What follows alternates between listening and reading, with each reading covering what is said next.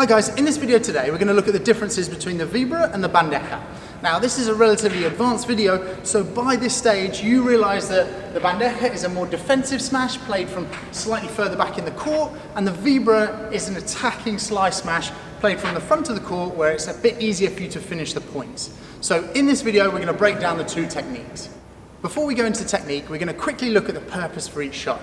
Now we mentioned that if you're further back in the court, that's when you hit the Bandeja, and the aim there is to hit a slower, controlled ball into the corner, give yourself time to get back up to net, and ideally force your opponents into a position that's difficult to defend. And the Vibora is from the front of the court when you can be really aggressive, you can have faster racket head speed, lots more spin on the ball, and put them either in a position where they're going to lose the point on this next shot, or you're going to win the point on either that shot or the following shot where you can close the net down because you're going to get a weaker reply. So we'll begin with the Bandeja technique. Now, if you've seen the video where we talk about two different types of Bandeja, we're going to look at the Bandeja now where you hit with the chest as opposed to with your arm, because the arm technique is quite similar to the Vibora. But the chest technique, so you start from your ready position, that racket comes up, and you play like a high forehand volley with the chest, contacting just in front to the side with the racket face open to come down that back of the ball. Here you're not generating too much spin on the ball, you're just brushing down it so that the idea is that it stays low at the other end.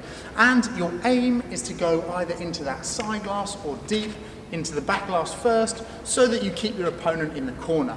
More often than not, you're going to hit that Bandeja either cross court or down the middle, and that buys you time to get back up to that net position. So you need to hit that soft enough and controlled enough to give yourself time to come back up to net. Here are two typical examples of the Bandeja. A good deep lob, I want to retain the net position, I hit it off both glasses to buy myself time. I then do exactly the same off both glasses, allowing me to keep that net position.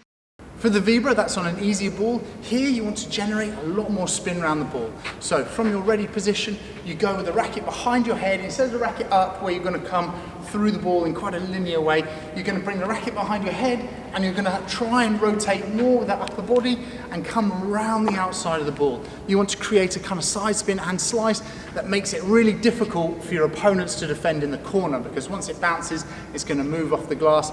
And with a faster racket head speed, that's obviously going to generate a faster speed of shot and therefore be more difficult for your opponents. Choosing when to use the Bandeja and when to use the Vibora is the main skill. Here you can see a deep lob, I haven't got time to get in a good position, I hit a Bandeja to recover the net. This one I have more time and I can be aggressive coming around that ball for a Vibora.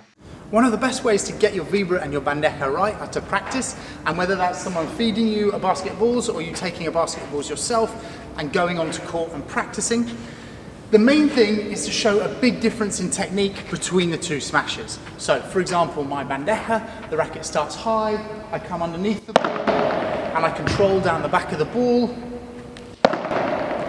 Nice slow speed, controlled into that corner. Now for the Vibora, I start with the racket slightly behind my head instead, and I come around the outside of that ball, and you'll notice a lot of spin on those balls. Now the biggest mistake that players do when they're learning this shot is it's not obvious enough which one they go for. They kind of go into this Bandeja position and then they have fast racket head speed and they lose control of the ball, or they go behind like this and they're going to hit a Vibora and then they change their mind and they end up blocking it. When you get a lob, be very clear which of those you want to hit and very clear with your intention. So if your intention is to get your court position back, play the Bandeja controlled in the corner. If you want to be aggressive and hit a ball with spin and put them under pressure in the corner, then hit your Vibora from further up in the court. We've had quite a few videos now that talk about the Bandeja and the Vibora, but if you want all of that information in one place, we've got an overheads course on thepadelschool.com. I'll put the link in the comments down below, and that's a great place to see the variety of smashes that you can hit and also to look in depth at the technique for each of those.